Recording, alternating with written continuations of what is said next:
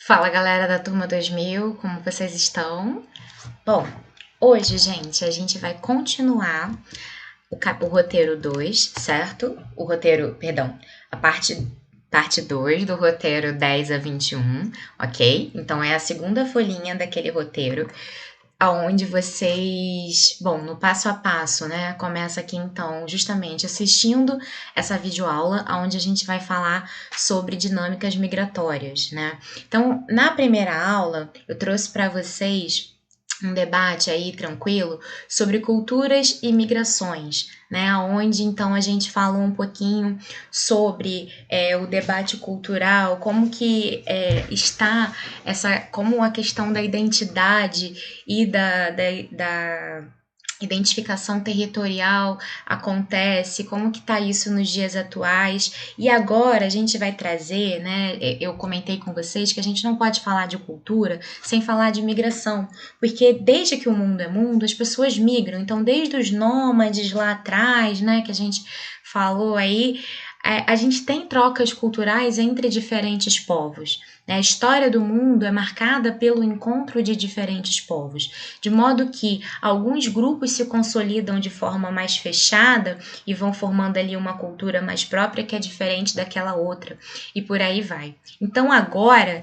a gente vai não deixar de lado, mas a gente vai entender conceitualmente. Então essa é uma aula mais conceitual, né? A aula passada ela foi um pouco mais teórica, mais reflexiva, por isso eu optei até por não trazer os slides, e sim por fazer aqui mais um debate, né, trazer mais a cara e falar e provocar vocês a refletir sobre a questão cultural.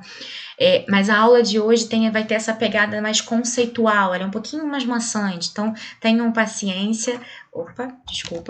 Tenham paciência e prestem bastante atenção, porque esses conceitos, eles são ferramentas que ajudam a gente a entender os processos culturais que a gente falou na aula passada e outros processos que a gente vai falar ainda aqui na parte de geografia humana ao longo do ano, ok? Então, dando início aqui aos slides, vamos lá. Primeiro de tudo, é entender o que é o processo, o que significa, deixa eu arrastar aqui,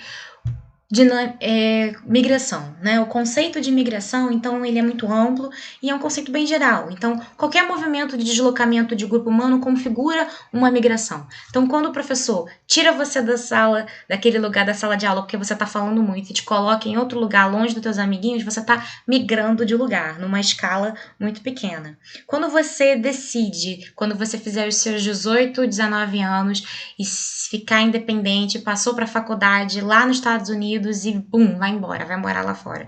Você migrou.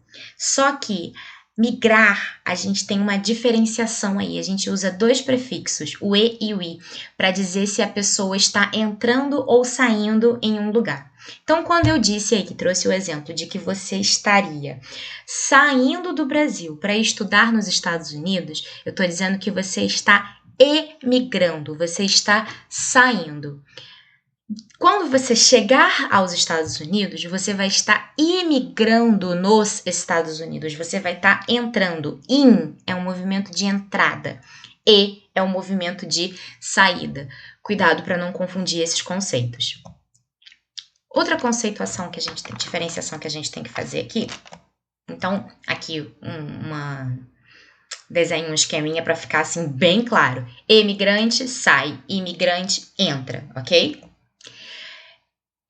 Quando a gente fala, então, desses movimentos de migração, de imigração e de emigração, ao longo da história da humanidade, na apostila de vocês, eu não me recordo a página exata agora, mas a página inicial aqui desse capítulo, ela vai falar sobre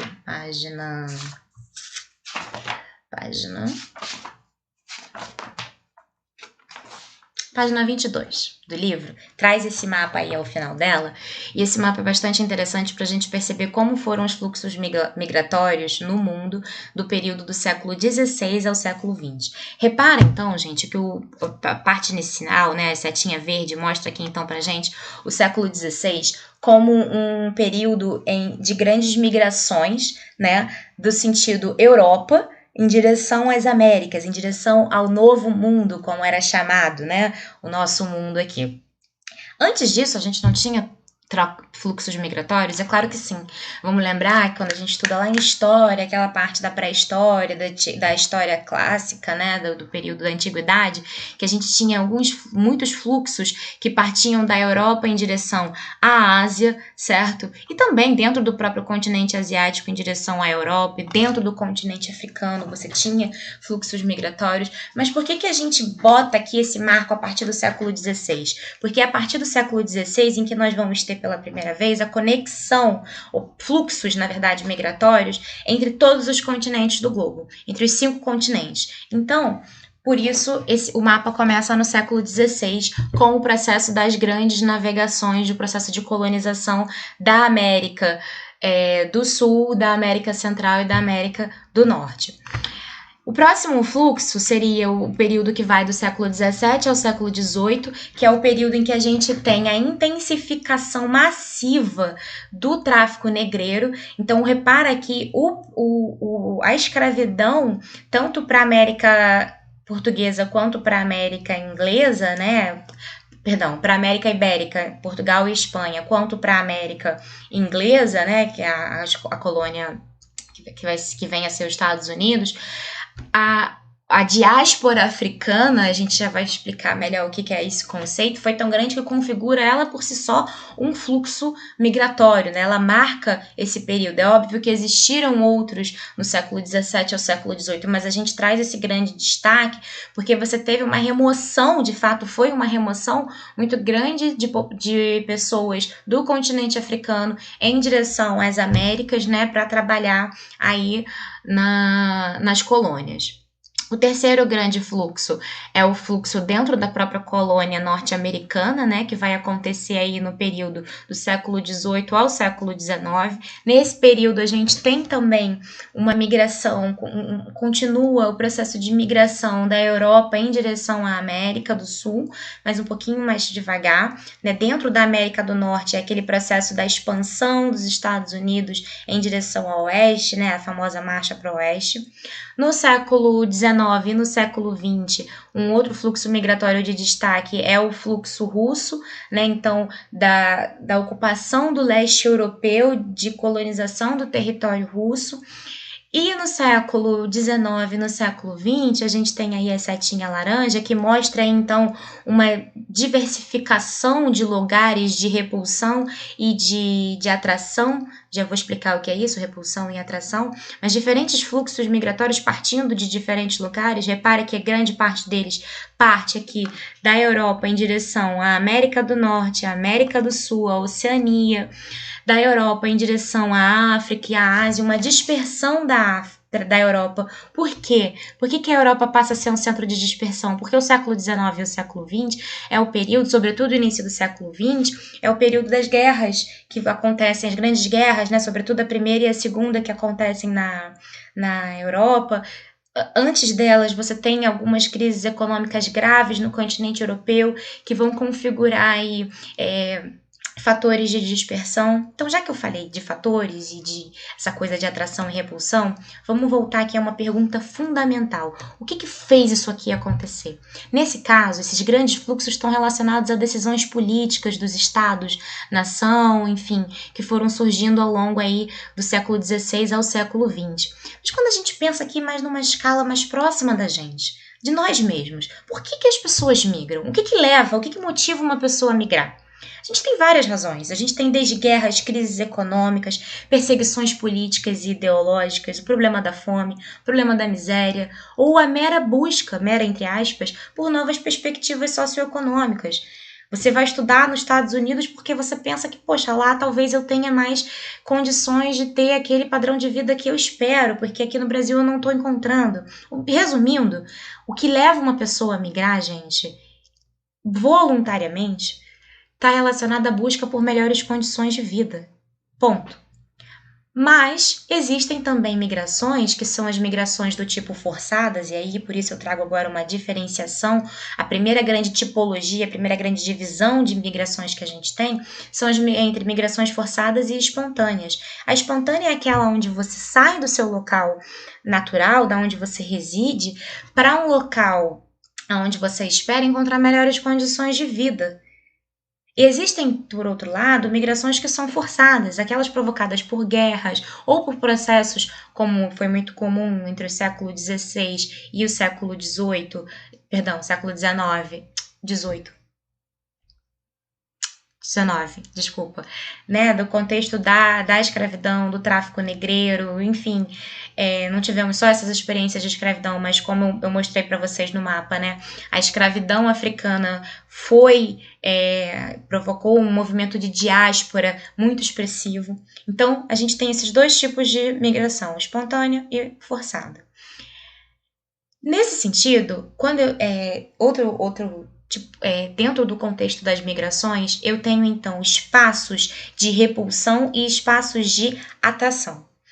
Esses espaços podem estar condicionados tanto a elementos espontâneos quanto a elementos forçados, mas o que são espaços de repulsão? Então, o que são os lugares que apresentam condições momentâneas que estão levando, que fazem com que as pessoas se vejam obrigadas a migrar, obrigadas a se mudar daquele lugar para outro lugar que tenha condições melhores, né? Então são os espaços de atração que oferecem, então, talvez maior tranquilidade econômica, maior estabilidade política, maior liberdade política, ideológica, enfim, ou que apresente condições naturais mais tranquilas, né? Então, muitas pessoas, por exemplo, no caso brasileiro, a gente fala muito da migração, né, da região do polígono da seca em direção, enfim, ao sudeste, ao norte, a outras regiões do Brasil.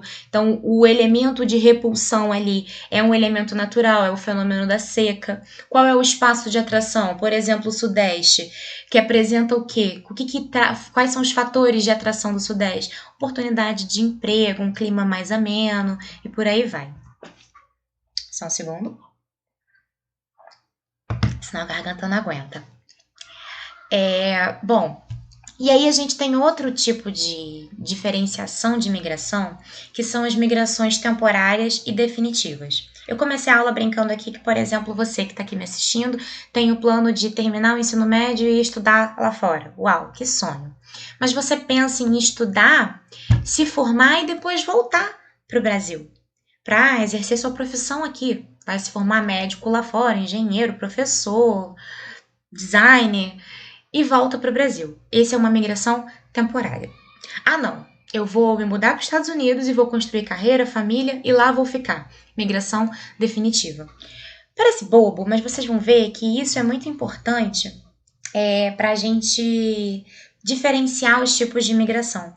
Porque quando a gente vai pegar a estatística e analisar ela como um todo, então pegar o dado aí demográfico, o censo demográfico brasileiro, a gente precisa entender se as pessoas que entraram e saíram do país, entraram e saíram definitivamente ou temporariamente.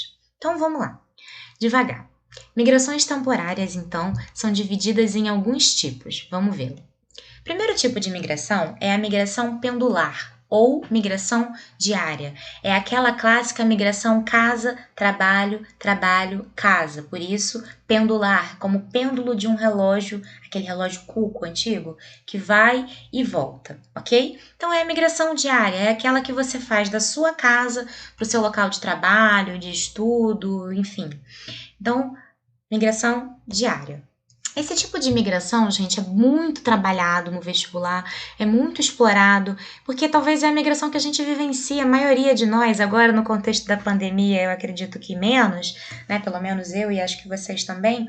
Mas esse tipo de imigração, ele é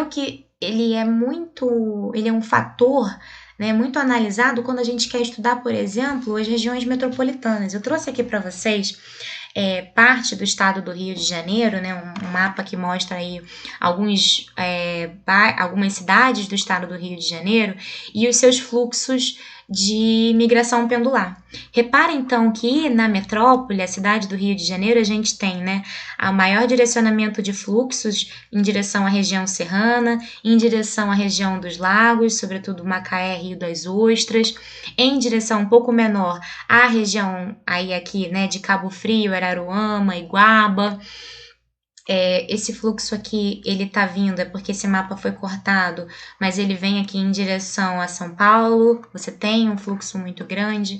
Então, são pessoas que saem todos os dias, por exemplo, daqui da região dos lagos e se deslocam para o Rio de Janeiro para trabalhar. São pessoas que saem daqui da região dos lagos, de Iguaba, Cabo Frio, e vão para Macaé para trabalhar lá na região petrolífera, que saem de Macaé e vão para Campos dos Goytacazes trabalhar, sei lá, nas fábricas enfim, na usina sucroalcooleira, na produção, enfim. É um movimento diário, de que vai e volta, que está muito relacionado, por exemplo, à questão do trânsito, né, dos congestionamentos. Outro tipo de migração temporária são as chamadas migrações sazonais. Gente, muito cuidado aqui, porque no livro de vocês, e aí eu segui o livro para a gente ter uma coerência, vocês não perceberem a diferença, mas a migração sazonal, ela tem a seguinte definição, é uma migração de temporada. Então, são pessoas que migram para determinados locais temporariamente para exercer determinada atividade econômica, ok? No livro de vocês, a definição que a gente tem é que geralmente são migrações que acontecem, que estão relacionadas à atividade agropecuária.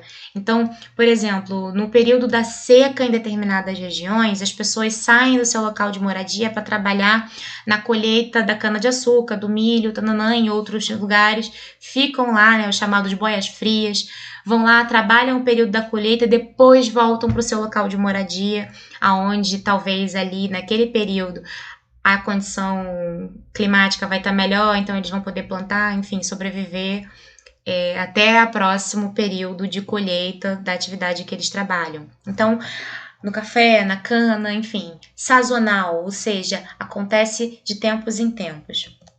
A transumância é um outro tipo de migração sazonal, tá entendendo? Então, vocês podem ter questões ou livros, sites, vídeos que vocês vão ver que vão colocar a transumância como sinônimo de sazonal.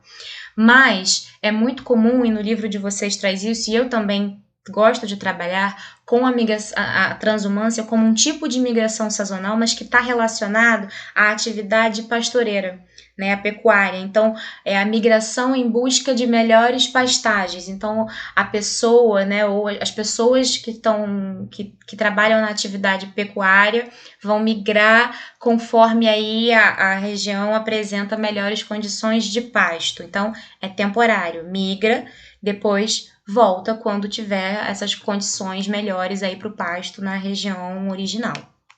Um outro tipo de migração temporária é a commuting. Esse tipo de migração, gente, esse termo, ele ainda não é muito utilizado. Geralmente é o commuting, se você colocar no Google Tradutor, ou enfim, você fala inglês, você vai ver que commuting quer dizer temporária, né? Tá relacionado, é sazonal, desculpa, vai fazer uma tradução de sazonal, temporário. Tá relacionado às atividades temporárias, né? Também, sazonais. Só que no livro de vocês está trazendo, e eu tô percebendo que tem algumas questões vestibulares, esse termo tá sendo utilizado para falar de atividades, de migrações que estão relacionadas a atividades de temporada. Diferente da atividade de colheita, temporada como, por exemplo, o turismo. Então, aqui na região dos lagos, por exemplo, é muito comum a gente encontrar pessoas que vêm de outras regiões do estado ou até mesmo de outros estados do Brasil. Eu mesma já conheci um rapaz que trabalhava em Arraial do Cabo durante o verão e o resto do ano ele morava na Bahia. Ele tinha um sotaque muito carregado, e aí, conversando, ele contou para mim, né, o pessoal que estava comigo, que ele faz esse commuting, ele faz essa migração temporária, essa migração sazonal. Então, vamos lá, migração temporária, a gente tem a pendular e a sazonal. Dentro da sazonal, a gente tem a transumância e a commuting, beleza? Beleza. E agora a gente entra nas migrações definitivas, quando as pessoas migram sem a perspectiva de retorno imediato, sem uma data para voltar. Então, por exemplo, o cara lá, esse cara que eu conheci na praia, ele trabalha aqui em Arraial do Cabo, ali em Arraial do Cabo, entre, sei lá, novembro até março, e o resto do ano ele sabe que ele vai estar na Bahia, ou ele planeja. Ele tem uma data para voltar e ele tem uma data para vir. No caso das migrações definitivas, a pessoa vai sem saber quando vai voltar, ok? O tipo de migração definitiva mais comum, né, é o êxodo rural, também chamado de migração campo-cidade, está muito relacionado à migração provocada, sobretudo pelos fatores ambientais e econômicos. Bom, quando a gente fala de êxodo rural aqui no Brasil, a gente de cara logo lembra da migração Nordeste, Sudeste, na verdade Nordeste, Centro-Sul e também para a Amazônia a gente teve esse fluxo. Vou mostrar isso para vocês agora no final da aula.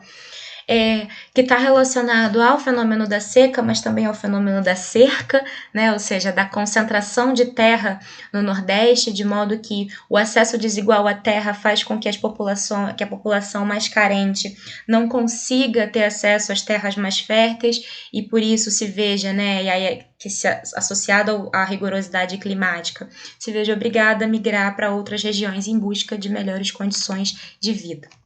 Outro tipo de migração definitiva é a migração cidade-cidade. Desculpa, ignorem aqui o cidade, tá? É tipo cidade-campo. Esse tipo de migração, gente, está sendo cada vez mais comum. Pessoas que estão saindo. Depois eu vou disponibilizar para vocês uma matéria que está mostrando que, inclusive agora com a pandemia, nesse contexto do home office que se mostrou uma alternativa ao trabalho presencial, né, nas indústrias, muitas empresas estão realmente definitivamente fechando os seus escritórios nas grandes cidades e deslocando os seus funcionários para o trabalho remoto. E aí essas pessoas já veem então que não tem mais necessidade de morar no centro de São Paulo, no centro do Rio de Janeiro, e aí estão voltando para as suas cidades natal, ou então indo para o campo, buscando cidades menores, saindo das grandes cidades, ou mudando definitivamente para a roça, onde tem aí talvez minimamente um acesso razoável à internet para que eles possam desenvolver sua atividade remota, né, o seu trabalho aí home office.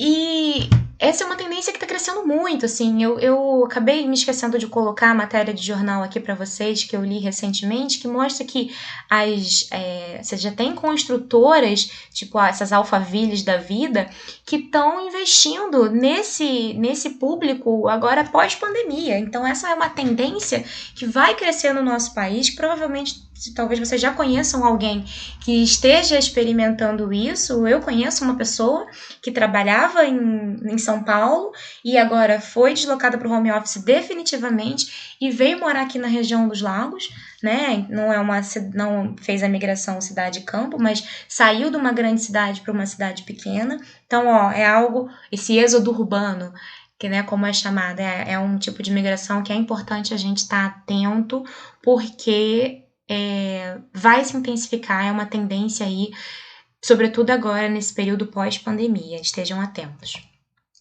Outro tipo de migração é a migração intraurbana, né, que está relacionado aí, então, a a migração cidade-cidade. Então, a pessoa que sai, por exemplo, do Rio de Janeiro e migra para Cabo Frio, porque, bom, quer uma melhor condição de vida, eu acho que a foto fala por si só.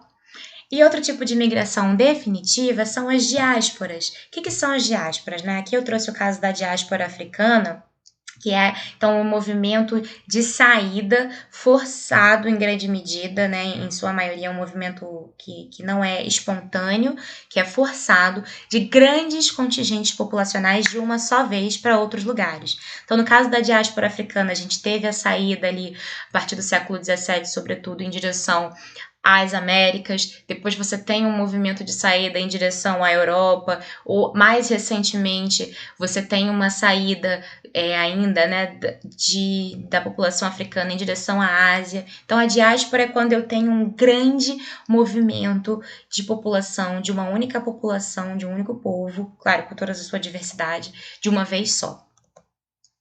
Bom, para a gente fechar, a ideia então das migrações no contexto da globalização. A gente falou um pouco sobre cultura, né, como a cultura está mudando, e as migrações estão muito relacionadas com isso. Quando a gente fala de globalização, um conceito muito utilizado, cunhado pelo geógrafo David Harvey, é o conceito de compressão do espaço e do tempo. O que esse conceito quer dizer?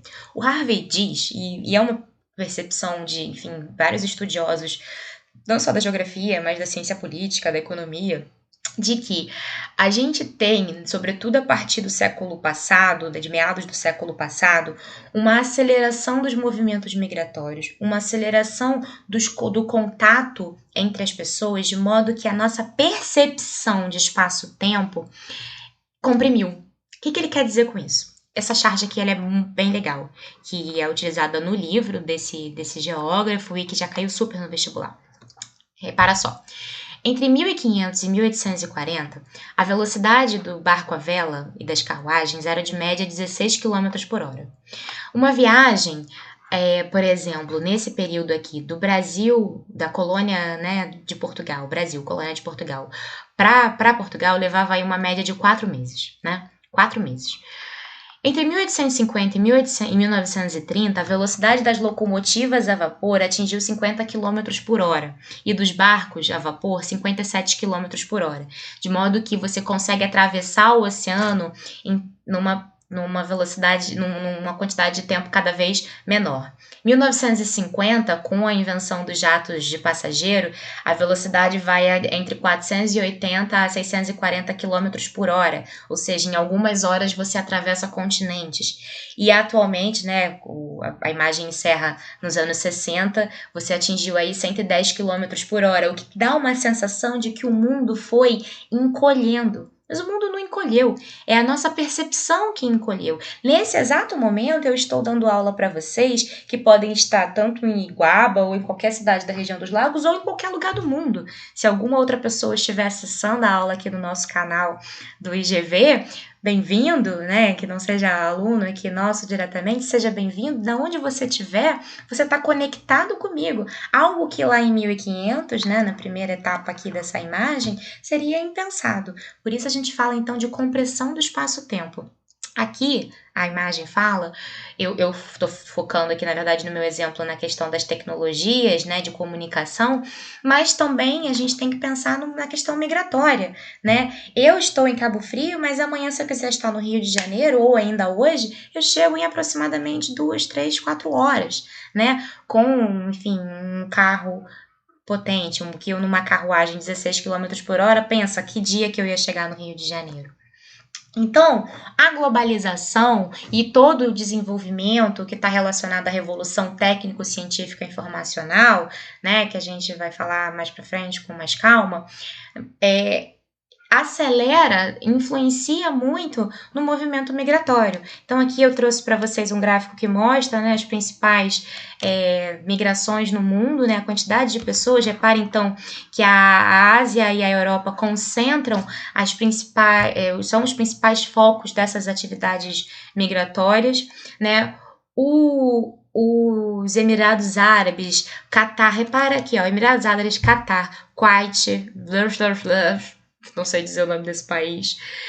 Enfim, essa lista aqui de 10 maiores percentuais de imigrantes do mundo, ou seja, da onde chega pessoas no mundo inteiro, está na Ásia e no leste europeu. Então, olha que curioso. Por quê? Lembra do capítulo 11 que vocês estudaram com a professora Ana Carolina?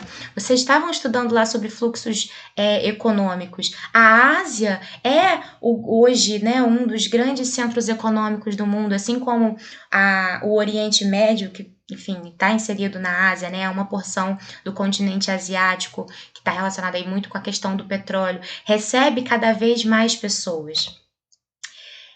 Eu não vou ter. Eu queria que vocês olhassem aqui esse mapa rapidinho, para a gente fechar a aula.